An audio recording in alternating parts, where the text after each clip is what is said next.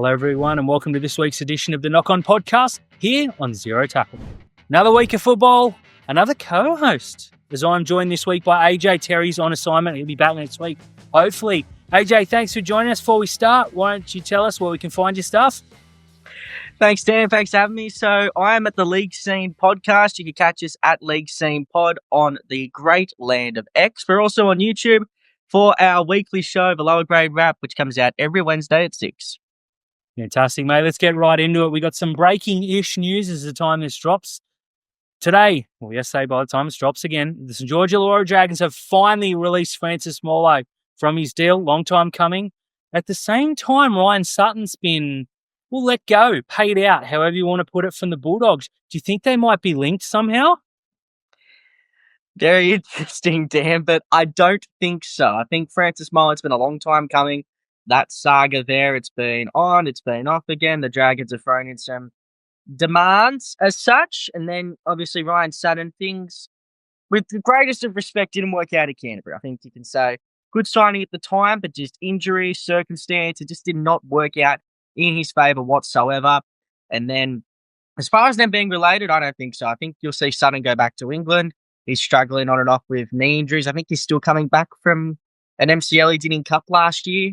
And then with Francis Molo, I think he'll look for a club in Sydney, whether it's the Roosters, whether it's not, up to anyone's interpretation at the moment.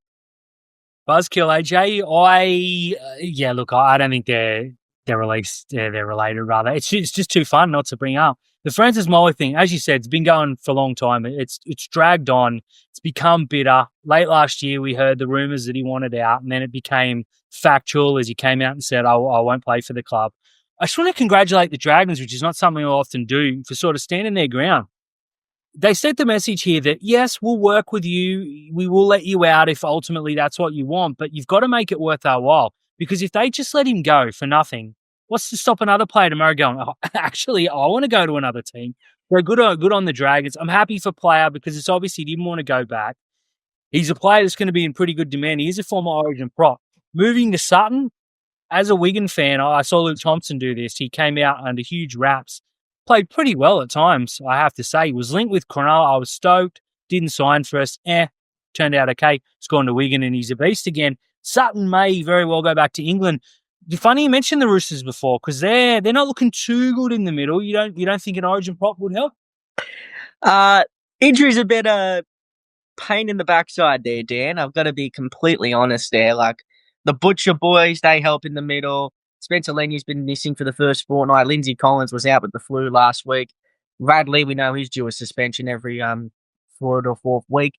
And the VAR boys, they're the young ones we haven't seen go round. Xavier has done his MCL again, and then De La Selle's been in and out of hospital with that infection. So we haven't really seen a full scale of the Roosters front row department. But from the limited sample size we got on Friday night, there's not really much to panic about there. Nafahu White held his own. I think everyone who knows me knows where I stand in that brigade. Wow. And then Taylor Lasalu, the concreter, he had a really solid performance there. I think we've got a cold hero there. What is it with the Roosters in these tradies? We had the Garbo a good 8 or 9 years ago, and now we've got the concreter. Mate, good people make good football, as Craig Fitzgibbon's been saying it for years. I think we'll see Molo snapped up very soon, possibly by the time this drops. And as for Sutton, I wouldn't be shocked to see him go to England. He's going to have a market out here. He is a decent front rower, but he's been paid out. I don't know whether that counts towards the cap or what he'd have to take to play on this year. But watch his space. That'll be a fun one. Speaking of watching this space, DCE, pretty handy halfback if I do say so myself. Supposedly saying he wants a 2-year deal at Manly, which I think he's pretty much earned his right to call his shot. The talk is Manly are okay with that on a huge discount. Do you think he re-signs with Manly or do you think he finally ends up at the Titans? I think the Titans fans still have PTSD over any big-name player linked to their club, to be honest with you. But look, with DCE, he's a class player. He's been that way for 10 years. Premiership winner. Hard to believe he's a one-time premiership winner. You look at all the halfbacks in our game and you look at DCE being only a one-time premiership winner. That was in his rookie year. 2013, they should have won that premiership against the Roosters. I'm being completely and utterly honest there. 18-8, they don't ice that game. The Roosters obviously come back and win it pretty spectacularly. 2014, I think they were minor premiers most of the year, but then they had a spectacular collapse to end the year. And then 2015, obviously, he and Foran, will they, won't they? Tubes had that huge contract fallout. And then it's only been PVL ball with Turbo going bananas. And last year, they've been a real semi-final team. So they can honestly make the argument that outside of Origin, outside of Australia at Clubland, he doesn't have the right to call his shot. When you look at the way that he's played, I mean, he hasn't played bad at Clubland. Obviously, his players around him haven't done, with the greatest of respects, to live to his standards. But as a rep player and as a Queensland player, he's 100% earned the right to call his shots. But as a ball dominant 7 at a Clubland, I think the jury's still out there. I think Manly fans want him there for the rest of his career. I can't see him playing for anyone else, to be honest. It'd be kind of a shame. And I mean, there's always a chance he does go to England. He'd be the best player in the game over there. So that's pretty obvious. I don't think I'm breaking any news there. Look, this feels like a 1-year deal at Manly. And I think so too. he can't go in because he's on 1 point whatever. And to say, okay, I want that again. Okay, you're getting up there, mate. You're very much the wrong side of 30. You almost 40 in football terms, especially.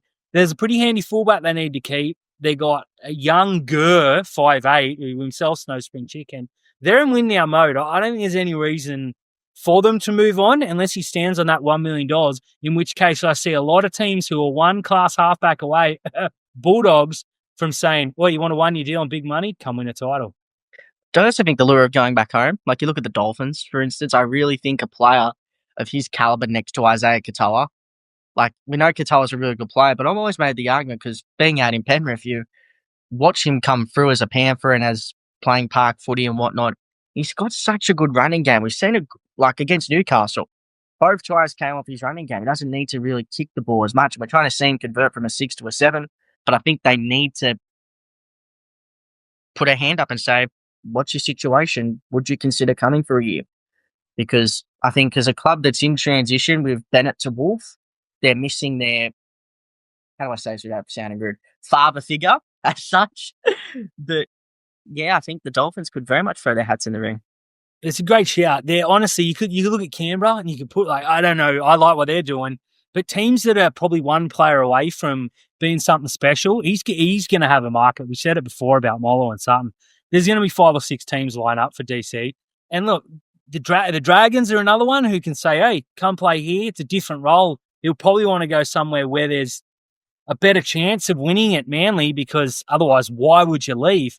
I just can't see any way that he's not lining up for Melbourne. For Manly, for the rest of his career. Maybe that's a Freudian slip. Maybe Bellamy's like, you know what? Dan from the knock-on knows what he's doing. He probably doesn't make Melbourne's team there, 103. But that's definitely one to watch. I'm looking forward to that. But ultimately, I think he'll say where he is. From good news to unfortunate news is the Bulldogs, first of all, had a wow of a win at Belmore, which, as a neutral, is one of my favourite games of the year. Unfortunately, they've lost both Matt Burton and Viliami Kickout for at least 4 weeks as a talk. We'll know more by the time this drops, hopefully. How do you see the Bulldogs going in the next month? Can they hold enough for their stars to come back and then kick on? I think there's enough of a foundation there. If you said this to me in Serraldo's first year, I'd say, yeah, the balls are falling down here. Even towards sort of like, you know how they started last year really rocky with Hutch in the halves and with a couple other players there.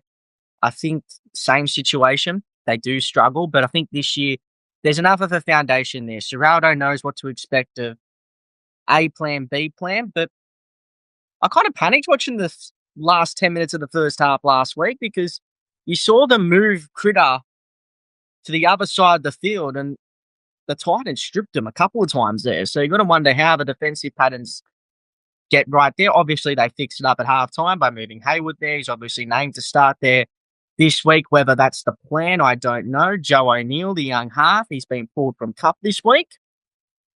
So that could be a little smoke screen and a half. And then as far as Kickout is concerned, Tupanua's there. And as a diehard Rooster supporter, there's a distinct difference between Tupanua powering through the middle and him on an edge. He's having to make a lot more defensive decisions on the edge. He gets thrown a million crash balls, which in a Roosters jersey, he only caught about 3 of them. But I look at Satili is a very solid player. And if they can get the best out of him, if they can make him catch a crash ball, very, very interesting scenario there. But I don't think Canterbury struggle for the next 4 to 6 weeks. They've got a bye. They've got Parramatta this week. They've looked ordinary, to say the very least. And I think they've got a pretty favourable run through that next couple of weeks. So I think Canterbury will be okay. I disagree with the last bit because they play Cronulla next week, and I'm hoping Cronulla afterwards. That'll be what time slot's that? Sorry? What time slot's that one? I don't know, to be honest. I've got a wedding this weekend. I haven't looked past it. I just had a quick look next week to see what's happening. I am really upset for Dogs fans because they're looking pretty darn good. Burton is set to go that next level. The good thing is they've got like 30 utilities. We all joked about it. Well, they signed another utility. They got about 8 blokes that can fill in at 5'8" for a couple of weeks. I wouldn't, but Connor Tracy's played a whole heap of half. He's playing too well at fullback to shift for me. Stephen Crichton can. Again, I wouldn't, because as you said, the second they moved him out of the defensive edge, they got torn to shreds. I couldn't believe with the amount of utilities they got that they've gone to their best centre, arguably the best centre in the game. He'll stay out there, he'll defend, etc., etc. I love the names you threw up. You could always go back to one of 12 players, or you could name a big body just to run, and you just say Toby Sexton, Reid Marnie, Connor, chime in. So I'm excited to see what they can do. I'm with you, though. I don't think they're going to fall off. If this had happened last year, I would have been like, they're done. They're not going to win a game for the next 4. They lost their big stars, as is fair with any team. This team's built now. It's got a system. We saw them react quickly at halftime, which we didn't see much last year. I think the Dogs are on the right track. So, yeah, looking through their next couple of games, they've got Parramatta, the Sharks. That's 7:30 on a Saturday night out of Shark Park, which is very daunting. Then they've got Newcastle. Who knows how the Knights are going to look after a couple of weeks. A bye. Jesus, I underestimated this run. Jesus! It's a bit rough. Then they've got Good Friday, and then they should get kicked out back for Anzac week. Well, there you go. Which they play the Broncos. Okay, that's not the easiest run, but hey, every team should be difficult at this stage. Good luck to the Dogs. We don't like wishing good luck to any team other than our own on here, but they play some good football, and I love the Belmore games. Let's talk some fun, and you got a theory on this that we may touch on, maybe not. We'll see how we go.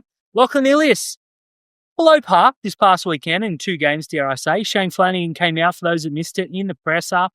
Went out of his way to say some negative things about Ilias, or not positive at very least. Quickly apologised is the talk. What do you think about calling your young halfback out 2 games into his tenure? What do you think about the apology? Do you think any of this is right, or is it just he played badly, give him what he deserves? I think it's got to be some accountability there. Like, they're all first grade players, and like they've all come through the ranks, they've all earned their strides. And as a half, it's pretty fundamental role today to game situation. And you're down by 1. While you're working to a corner, play 3, play 4. It's just beyond me. Like, surely you just get your front rowers or get your outside backs or even your Sewers and it was like Little playing, I think it might have been. He was playing, get them just to go through the middle, post contact, try and get that arm free, create some second phase, and get into a position to kick the field goal. Val's got one of the best boots on him 2-point wise. I think he nailed an absolute ripper at Shark Park. He did. You won't get it out of it this easy, Dan. But look, I just think they got the game situation right. But as much responsibility Ilias has to face, Kyle Flanagan should be facing just as much responsibility. Yeah, I agree. And that's what people are going to say. What about Kyle? What about Kyle? He's not calling out his kid. Now, for the record, I think Kyle played pretty well last week. But as a halves partnership, you got to look at each other and say, one of you should have said, oi, look at the scoreboard. Look where we are. Go forward. What about Guffo? See, that's the thing. Everyone's He's jumping. the leader there. He can generate field position. You got a bloke who's like 30-something or whatever he is. He's played out 100 games, and he's not yelling. You can't tell me that they're picking the ball up and Little or Cook, whoever had it, and Gutho's calling, and you're going to override him and go to young Ilias with greatest respects. To your halfback, you listen to you. They just got it wrong. I don't like him calling out a bloke in his second game at the club. It's whatever. He's played whatever games. But at the same time, This is a first grade footballer. He's not a kid playing football on the weekend. You're going to get that at this level. I don't think Flanagan was wrong with the way he went about it. I don't love it. No, I don't like it either, but at the same time, I think a good old-fashioned accountability is good at this level. Like, Bro Finasta came out on 360 and said that he would have given Lockie a spray, and we all know how Bro Finasta's close with Lockie Ilias, but they watched the game together afterwards. I don't get that sort of side of it, but they look at it, he knows what he's done wrong, he didn't take it by the scruff of the neck, but ultimately, I think that Lano is partially in the right, but if you're going to take out and throw Ilias under a bus, you got to do it to Kyle as well. It can't be either or. You can't be selective in your criticism about who you take and throw under a bus. Yeah, not in public. If that's back in the locker room, you can bend him over and boot him up the backside for all I care. That's all part and parcel of it. I'm a Flanagan fan because of what he did for Cronulla. Unfortunately, what he did to Cronulla is why he's not there anymore. But he's not a bloke who goes out there and says, "Oh, Luke Lewis was crap today," or "Geez, Chad had a shocker," and he had a few terrible games during his time. But I mean, I don't want to doubt him, and maybe you see Elias come out in a few weeks. But my issue is they've signed Dan Atkinson next year for big money, and they paraded it. He's the saviour across the bridge to little brother. And I like Dan Atkinson. But it's not like they signed Cooper Cronk like the Roosters did a couple of years ago. Lachlan Ilias is probably looking at a 12-year get-in, get-out deal unless he has a wow. And now he's got his coach there saying, you should have won the game. It wasn't my son, it was you. But I don't blame the kid for feeling the pressure. Neither do I. And I think the bye's coming at a good time for the Dragons. Like, you look at this game where they should have won. You can make the argument they should have had some situations against Canterbury as well. In that game, I thought they were controlling that one really well towards the end. They were coming home with a wet sail. But, yeah, I think there's two sides to it. There's the side where you go, oh, yeah, Flano's ripped and torn him a new one. But then there's the side of it where you go, hang on a minute. Is what he's saying completely wrong here? I think it's a double-edged sword, but I think that no matter which way you look at it, it's been handled terribly by St. George. And, like, they've got a bye, and then they go into play Melbourne. Geez, I want to get it right, because if they start 0-3, they're going to start 0-3. That's not a good way to start. Yeah, and then it doesn't get any easier. Yes, it does. They play Parramatta, Gold Coast, Manly, leading into Anzac Day against the Chooks. Couple of winnable games there. Let's hope Ilias bounces back, because I don't begrudge any young footballer. Speaking of, before we mentioned they started terribly, a team that has started worse are the North Queensland Cowboys. We saw Cronulla run through them this past weekend, and it came out later that half the team had COVID, half had the flu, and the rest were getting over one or the other. They've made some mass changes. Young halfback, Gornsky's scapegoated after 2 games, which I hate. We see 2 pretty handy forwards coming back in with some pretty decent runs on the board. Do you think Todd Payton's panicked, or this is the team you should have named from round 1? Well, Tamalolo came out himself and said that he needed a week in reserve grade. And when you look through the stat line, he 100% needed it. He had I wouldn't say Barry Crocker, but he had a rough game against Townsville. And I'll give you a little bit of a tip here, Dan. James Tarmo bodied him. That just 1 years ago. Like, Tarmo had 160 metres, a couple of tackle breaks and offloads. Tamalolo barely cracked a ton. Do you think he went up there with it just get some footy under your legs, or do you reckon he was told, go out there and make a statement? Because a statement should have been made. Like, you look at it that way, you're 100% right, but at the same time, this is a bloke that hasn't played any trials. Pre-season reps have been pretty minimal. I think there's a bit of both in that. I think at the same time, he would have seen the performance the Cowboys dished out on Saturday night and gone, hang on, here's a real chance of me to make a claim here. Tom McHaley in a very similar boat, obviously not named this week, but he would have been in a similar mindset. Jeremiah Nene on the bench. If we questioned his impact with the ball in hand in the starting role, like, he had 2 runs in the first round of the season against Manly.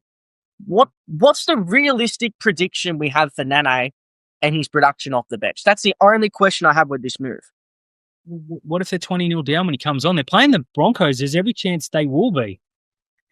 Like, Nene last week in reserves he was energetic, but he didn't stand out either. Jake Clifford had 7 errors. That's not what you want to see for the bloke that's coming in as a saviour. 7 errors, 5 of them handling errors. But again, that's another bloke who had an impacted pre-season. Nene only missed 3 tackles, had an offload, 106 metres, a line break assist, and 1 tackle break in 80 minutes of football. It's not all good in reserve grade. You expect these blokes to go back and just kapow. Well, I hate to make it about Newtown, but last year we saw Toby Rudolph and Braden Hamlin-Ueli drop back to reserve grade. They both ran for record meters, but I think Ueli scored 2 tries.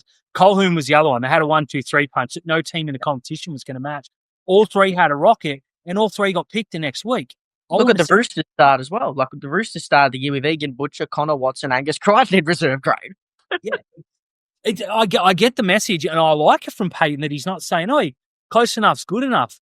But he's blooded this young halfback and said, you're the guy. Now, yeah, it's coming that Clifford was impacted. But with the greatest respects to Clifford, it's not like he's Pete Cooper Fong. Tom Dearden's looked awful. He could do with a week in Queensland Cup. I don't like the fact they dumped the halfback, but they had to bring those forwards back, so I get that. Just feels like panic stations in round 3. They couldn't have started the year any worse, to be honest. And I look at Jordan McLean. He looks like he's aged about 5 years in one off-season. Griffin Nemers was a New Zealand international forward that the Cowboys were facing stiff competition to retain. Cohen Hess has looked more likely of any forward in this team, and he's coming back off an ACL. Cohen Hess has looked like a monster. He came out and put Cronulla on the back foot for the first time the other night. Yeah, I think John Bateman's been okay. Like, he hasn't played bad. He's ran over 100 metres. He's made his tackles well. Cotter's looked a little bit underwhelming, but when their pack is being bodied, and their pack has been destroyed to start the year. And then on the other side of it, Robson hasn't had the opportunities to dart out a dummy half. Then that means the halves have 0 to work with. And then you have an outside back core that has struggled to look into games. Like, they bring in Robert Darby for Braden Burns this week, but from all reports, great with the ball. But he's a bit like Marju and Skelton. He can't defend. Should be fun. Should be very fun against the Broncos left edge. That's it, mate. That's why I bring you on, because you do I do the deep dive for New South Wales Cup. You're on Queensland Cup. Good luck to the Cowboys is all I can say. Let's move on to so I talked about this on the Outlaws. It's not often I double up, but I want to get your opinion on this. Parramatta got absolutely boat raced this past weekend. Their fans, very rightly, weren't too happy about it. They took to booing Dylan Brown. What are your thoughts about booing a player? Are they justified, or is it too much? And does Brown kind of bring it upon himself in that he's already come out and talked about winning a premiership at Newcastle when he needs to avoid the spoon this year for Parramatta? Double-edged sword, I think, to be honest with you, with the booing. Like, Brandon Smith was very, very similar when he was at Melbourne, and then he was talking, I think he went on buy around a week or two after he made his decision, was like, I want to win a premiership in a Roosters jersey. I don't think there was any boost for cheese after that one. Dylan Brown, Parramatta fans and us in the media knew about these options in his contract. And rightly, they took Mitchell Moses back and said, hey, here you go. Here's your new contract. Deal bags, they couldn't do that. And Parramatta and their recruitment team should be rightly getting a kick up the backside for the way they've gone about this. But as far as booing Dylan Brown, I think he's been open about this decision. He's been transparent with them. He hasn't done a DCE and backflipped on them. He's only done what's right. I think the booing's a little bit over the top for mine. Yeah, it's all situational. I agree. I get it, because a couple of years ago, or a lot of years ago now, there was a certain, Blake Ferguson was playing for Cronulla, signed for Canberra, came out and said that he can't win a premiership at Cronulla and he's moving on. And we kept picking him every week. We won a premiership before him, so Nerney knew in that respect. But that's not what you want to hear from a bloke who's getting picked over players that could be coming through and playing. Now, I'm not saying they should drop Brown, because they have no option. Volkman ain't it. They've named a new kid this weekend, which they had to do. I I don't blame him one little bit for taking the deal. It's there. It's life-changing. He had to take it. I think Newcastle will regret it. Now, next year, I think they'll regret it. In 10 years, I think they'll regret it. Huge. But I get the booing.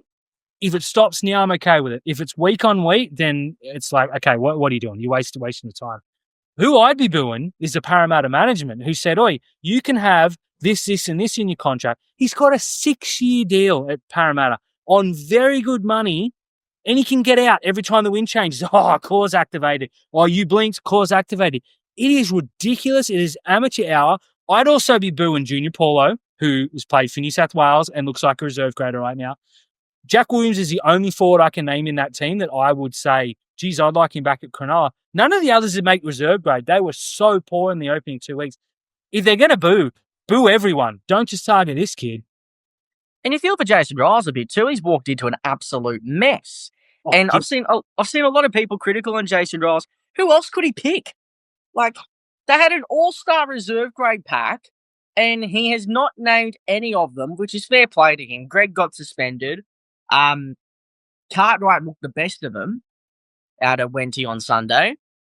But I think that there's just teething pains that Parramatta fans just have to acknowledge. And I know it's hard for them to hear after nearly 40 years, but it just feels like they're going round in circles. And Mark O'Neill's got to answer some more questions around his recruitment strategies, around what the hell's going on.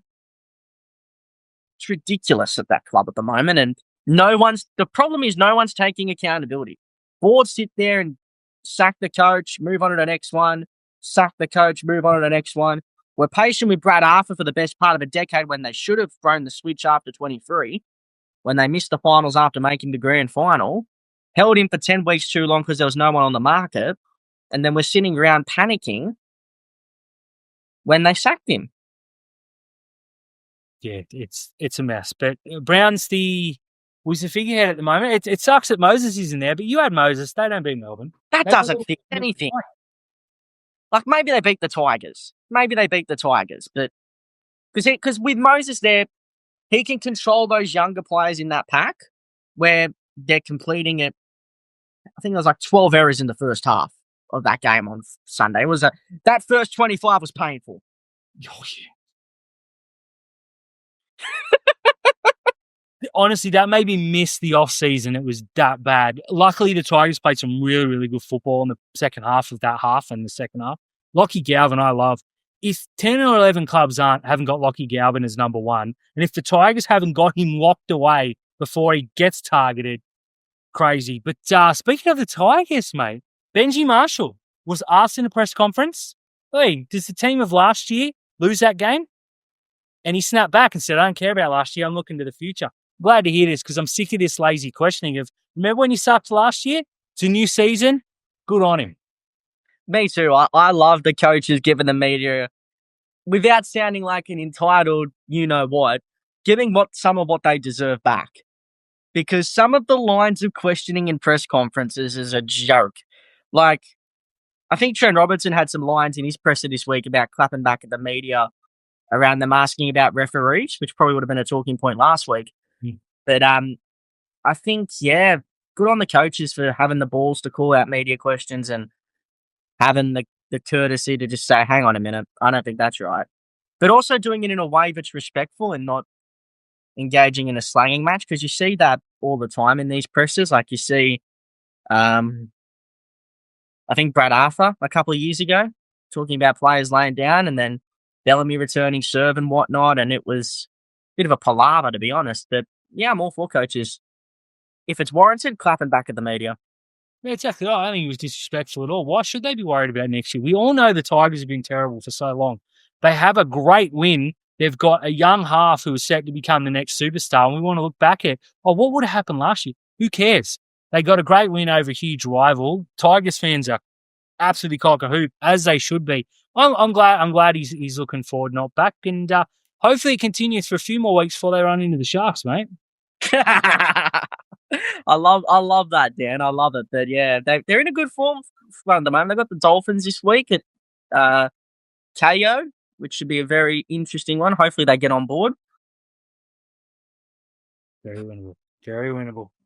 Thanks so much for joining us for this week's episode of the Knock On Podcast. Special shout out to AJ. Again, mate, where can we see your reserve grade wrap? Because it's a beauty last week. I'm looking forward to number 2. Yeah, we take the feedback on board as well. Lower grade wrap every Wednesday, 6 p.m. on the League Scene Podcast YouTube page. And, of course, the weekly podcast is out every Tuesday at 9. Fantastic. Thanks again, mate. We'll be back next week with Terry, who will be a happily, potentially married man by there. As for the website, make sure you check it out earlier. By the time this drops, it'll be yesterday. I dropped the 10 best contracts in the NRL era. The 10 worst did record numbers for something I've written in 24 hours. Thank you to everyone. Let's see if the positive side of thing goes as well as the negative. Great feedback too. There was some awful contracts. There were also some very good ones. So please make sure you check it out. We got the rankings up early next week. We got everything. This looks like a tremendous weekend of football, but we'll catch you next week here on the Knock On Podcast.